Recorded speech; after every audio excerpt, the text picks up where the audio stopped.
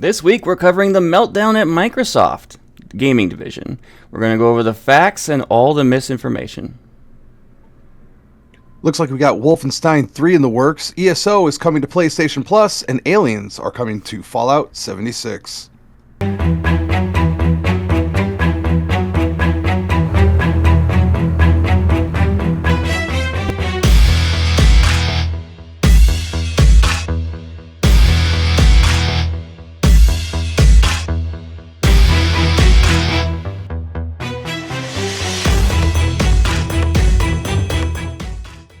Hi everybody, welcome back to Bethesda Unpatched. I am Joe the Wigit, and this is episode number 34. And I am joined by the man who always has a master plan, the extraordinaire Fallout supply captain? Merchant? It's Kilo. What's up, guys? Wow. You really should start writing these things down, man. I really should. It's affecting the beginning of the show. All over the place. Yeah. Oops. It's been a weird week, though. It's been a weird week. Tell me about it. So, yep. I hit my head at work, had a concussion 2 days ago. So if I'm a little bit off today, fine. Yeah, we'll blame it on that. Instead of the normal times that you stumble over your words and forget what you're saying. Yeah, the usuals. The usual stuff. Now we have an excuse for it. They don't know that stuff. That's what editing's for. Well, actually, I'll leave a lot of it in for humor's sake, but that's true. And we have occasionally started putting both on podcast and now I saw last episode you put my song in at the end of the episode. That was amazing. So I had too much fun. Watch all the way to the end because sometimes Widget puts some treats in there for you guys. On the occasion. Never knew. On the occasion. Well, I have a little bit of housekeeping announcements. I don't know. I just want to say thank you to one particular Fallout group. It's called Fallout 76 Camp Building, Kick-Ass Camps on Facebook, obviously. I just want to give them a shout out because they are an example of exactly what the Fallout 76 community can be. Mm-hmm. People are in there posting all these amazing looking camps. I mean, they really put a lot of work into it. And I go in there and I'm like, hey, new player, first camp, and it's just my little square house with the bridge.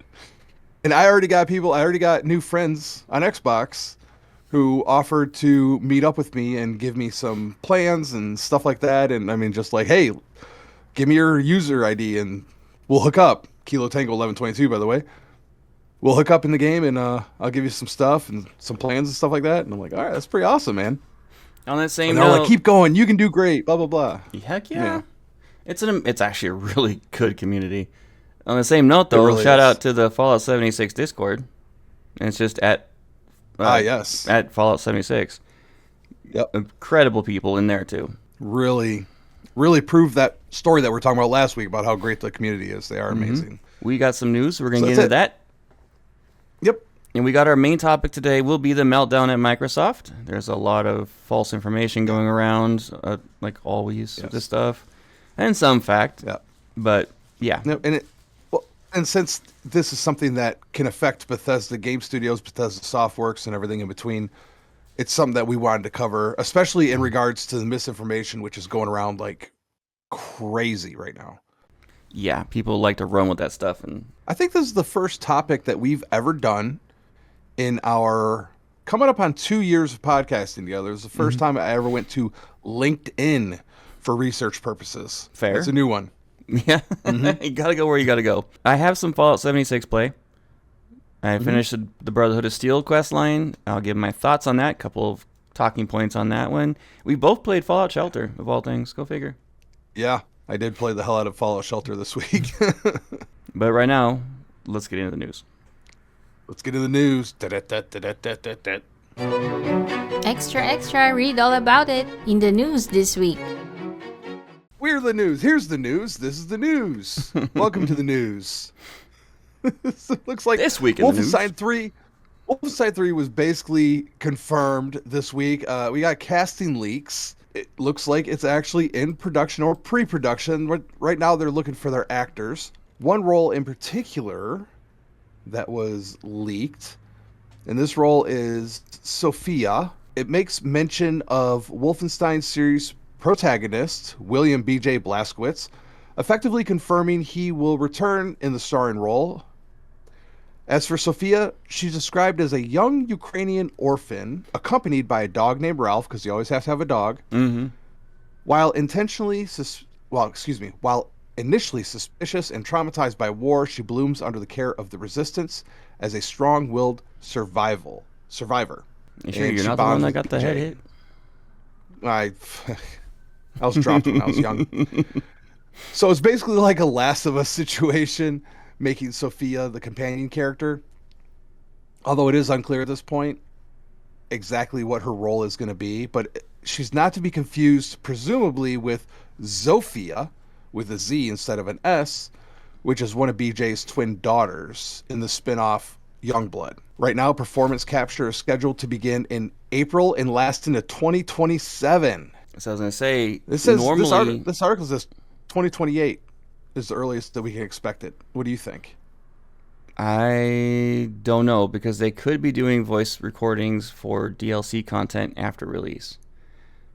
But normally, from my experience in industry, they start doing voice capture for the lead roles, or for the roles, normally right in alpha, beta phase.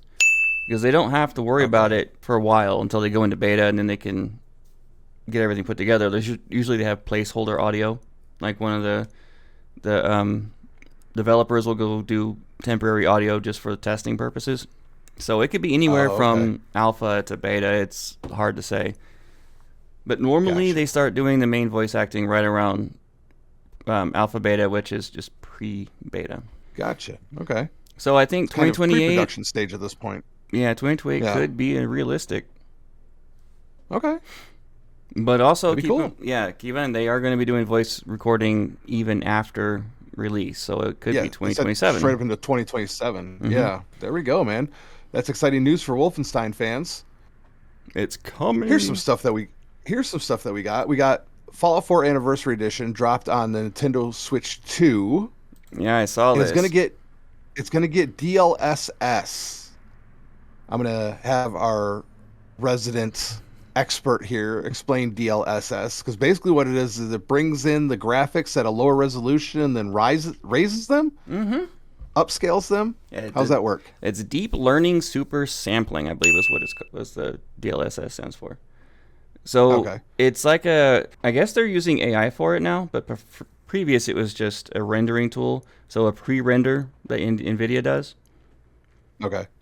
And it's extremely useful. It helps boost your FPS so good, because it pre-renders everything, expecting the player to go a certain way based off of your trends. Interesting. So it'll preload the area that it expects you to go.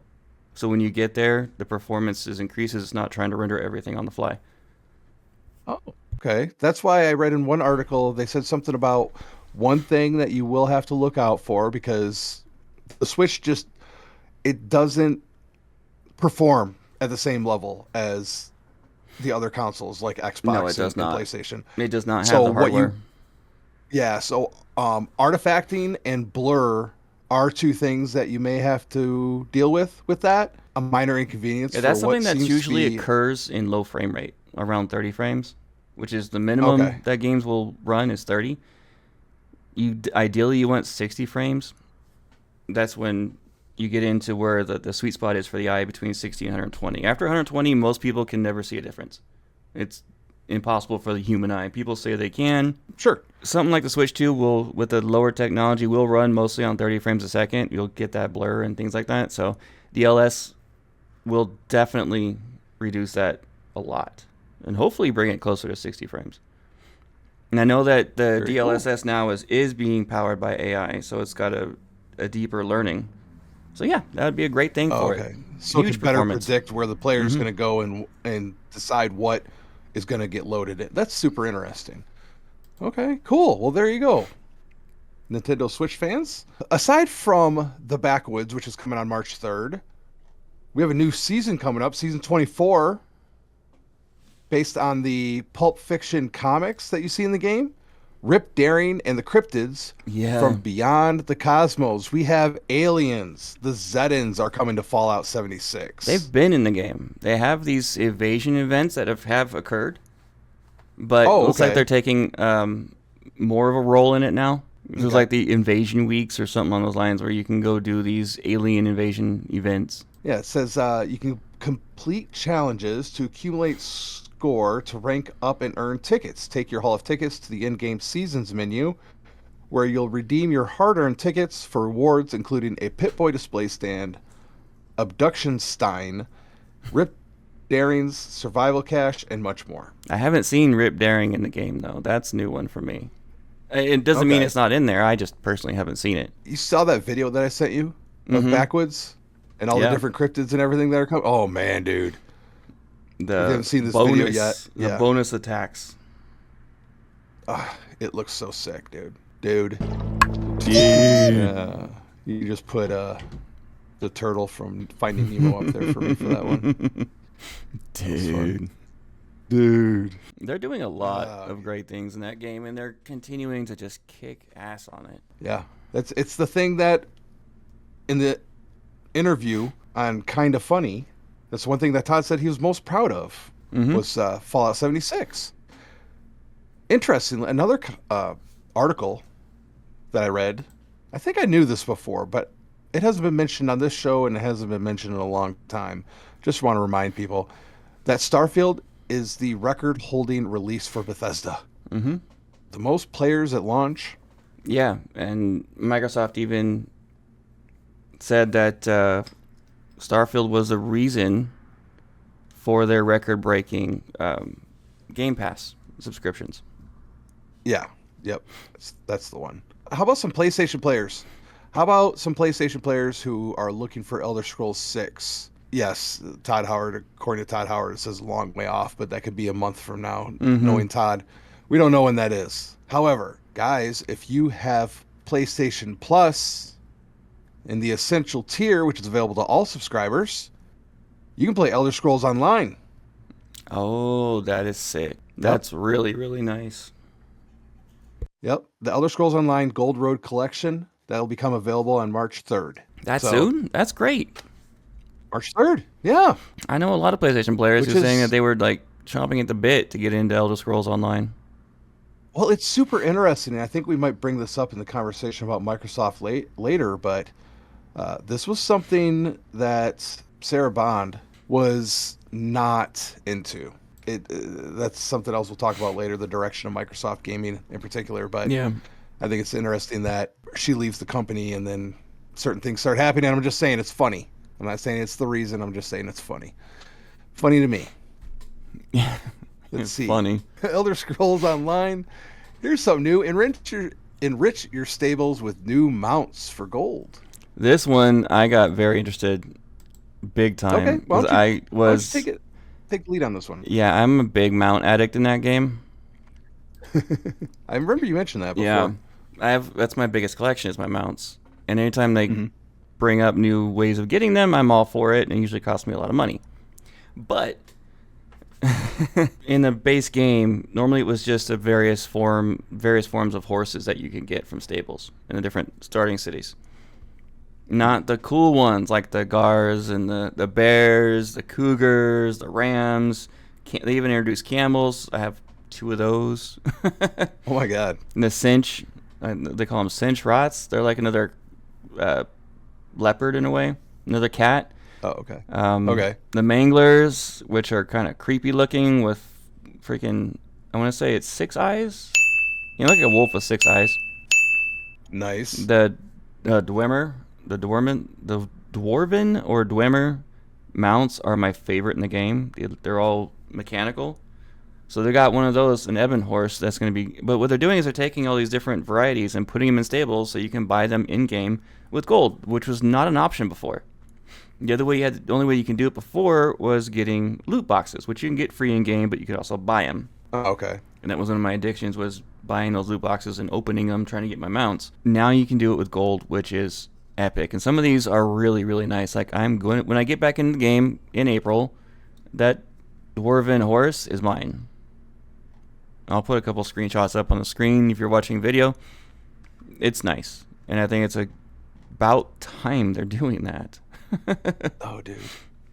This is coming with Dwarven update horse, I love 49. Mm-hmm. Yeah, isn't that cool? That is super cool. I like that mangler too. That is When I pretty get wicked. in game, I'm gonna do a little video of all my different mounts, and I'm gonna show it in Discord, and then maybe I'll attach to one of our episodes. But Oh, yeah, that'd be cool. I have my favorites that are, and you can favorite ones, and you can have it randomize your favorite list, and every time you mount. Interesting.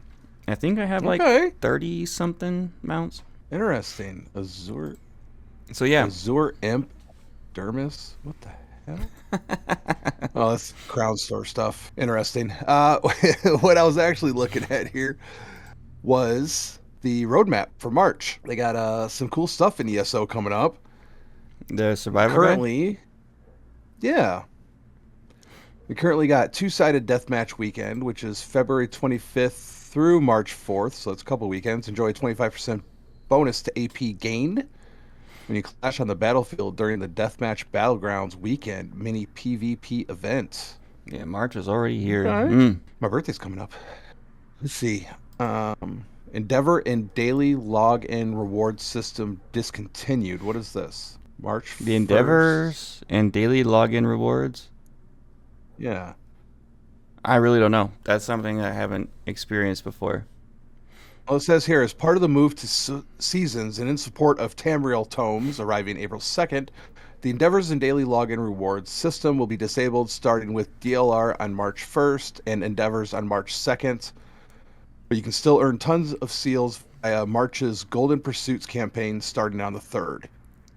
I think I'm going to have to download Elder Scrolls Online after the show tonight. After I edit the audio, because, yeah, I keep telling myself I'm going to wait till April. I'm so eager to get back into it now. I've sensed you getting closer to it, like pretty much every week we talk about Elder Scrolls. Yeah. news.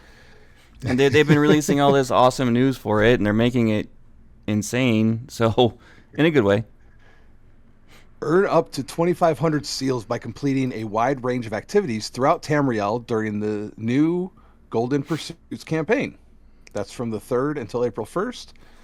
And then from the 3rd till the 6th of April, we have Claim the Gold Road Collection with your PlayStation Plus membership and own it forever for free.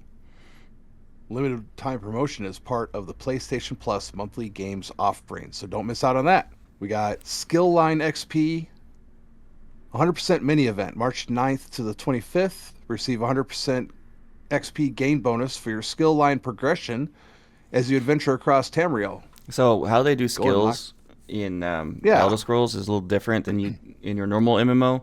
Normally, in an MMO, you unlock a skill, it's there, you use it. But the skill lines, you have to use that skill tree and gain. It's like each skill tree has different levels of XP you get for that skill line as you use it, depending on how many of those skills are in your main bar.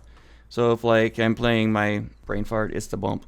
If I'm playing my character and I'm doing the fire tree, if I have 3 of those skills in my bar, it's gonna earn three times the amount of XP for that skill line than if I have 2 of like storm, for instance. Then yeah, Okay. it's. Oh. I explained it terribly, but yeah, you I got the gist. yeah, you earn XP for your skills as you use them.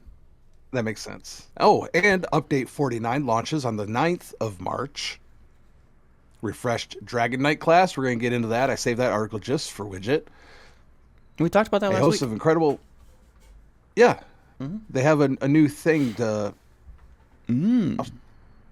Yes, we'll talk about it in a minute. This update serves as the foundation for Season 0, officially kicking off on the 2nd, and will go live on all platforms at the same time.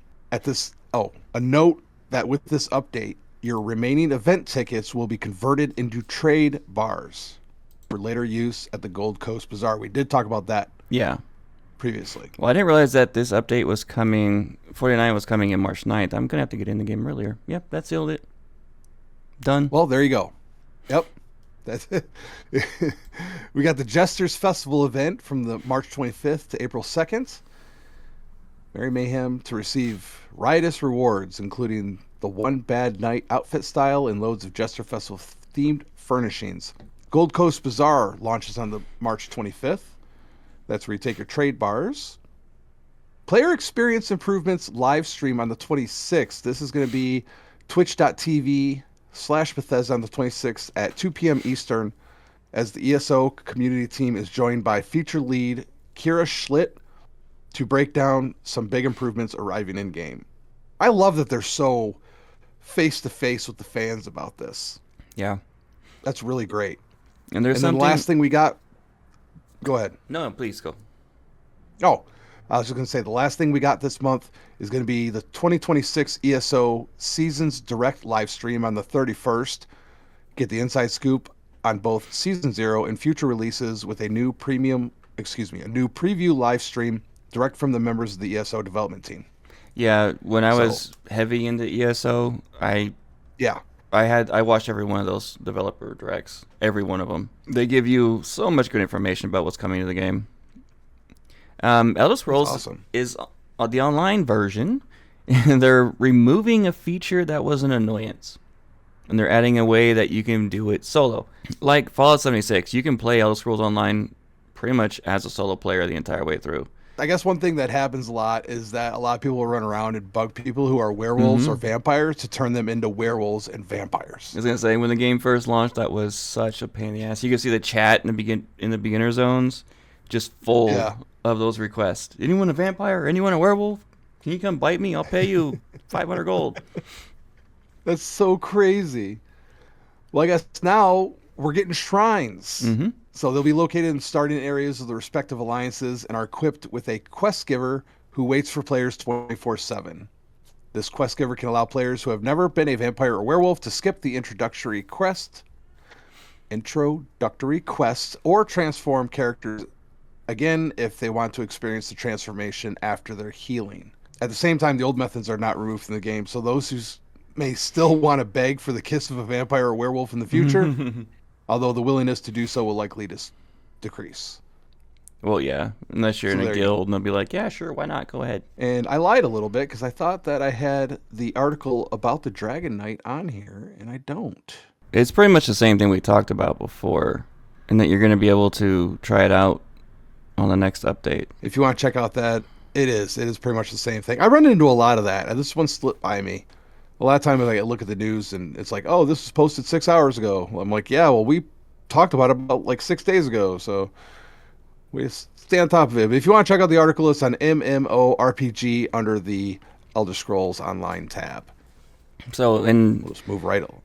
Really quick though, in Elder Scrolls Online, you can switch out because you have skill lines for everything, not just your three primary skills class for your class, your skill trees, but you have every weapon has its own skill tree, every type of weapon. So you have, like, for instance, sword and board, so a sword and shield, two-handed weaponry, dual wielding, archery, bows. You have, and your sorcerer staff and your healing staff. All those change your class every time you switch out your weapon. Basically, switch out your role. Gotcha. But you can become like a spellcasting DPS while dual wielding. I've done that a lot, but you just miss out on some of the cool stuff that the destruction magic spells or staffs will provide. Dragon Knight, my favorite way to play him was two-handed, so this is going to be fun to try out. We got one more thing in the news that I know you want to talk a little bit about. The rumor, and this is rumor. I have it in it's a rumor. It's allegedly. It's unsupported. However, the headline reads: Microsoft is allegedly considering adding WoW, Minecraft Realms, Fallout First, ESO Plus to Game Pass Ultimate. That's a big, huge allegedly. There's so many things wrong with this rumor that it's almost kind of humorous. The big way that Elder Scrolls makes money is by their Online Plus subscription. Same with Fallout 76, with Fallout First. Right. Same with World of Warcraft. Same with Microsoft Realms. Realms not so much, but they already have Realms on Microsoft, so that's the same. And those are usually like $15 to $20 a piece every month. And if you're rolling that into a $30 subscription, there's no way they're going to make their money. And I don't see how. No. these companies would ever agree to it, because for one, Microsoft wouldn't make any money off of it because they're going to have to spend that whole entire $30 and go to 2 subscriptions out of 4, and they're not making any money. So I don't see this as ever becoming a possibility. They might have like this ultimate upgrade option for like $90 a month. You get all this rolled into it, but it will not be included in a $30 subscription. There's no way. Well, these are all, correct me if I'm wrong, but these are all Microsoft properties, are they not? Yeah, they World did. of Warcraft is they did owned buy by Blizzard, Blizzard, didn't which they? is they did. Activision and Blizzard. But they still have their own bottom lines. So I don't see them doing that. That would just be a giant loss. Well, here's real quick what the article says. It says exactly 2 weeks ago, The Verge's Tom Warren revealed that sources inside Microsoft pointed to an early plan to potentially add more third-party services to Xbox Game Pass Ultimate in a bid to make it more appealing. After the shocking price increase to $30 that went live on October 1st, 2025, many Xbox gamers feel it isn't worth it anymore, even with the inclusion of Fortnite Crew and Ubisoft Plus Classics, hence why Microsoft might be looking to add more value. And they already have EA Play on there too, I believe. So, I don't know. This is according to Jez Corden. And who's that? He's been kind of hit or miss in the past. So, as always, take it with a grain of salt. Yeah, in this case, I would say a huge grain of salt.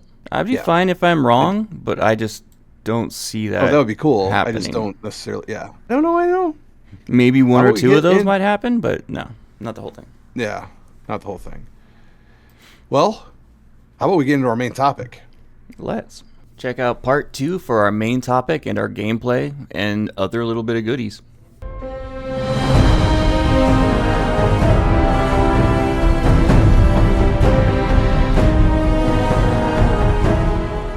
I'm a little worried about you, man. Are you okay? Yeah, I'm fine. I'm waiting for you to go.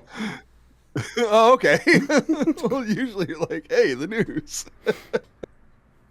You had me fucked up, man. Oh, jeez. Yeah, there might be an looks outtakes. like... Well, apparently, yeah. the big thing that's... I thought that was my thing. Okay. I thought you were cueing me. Anyways,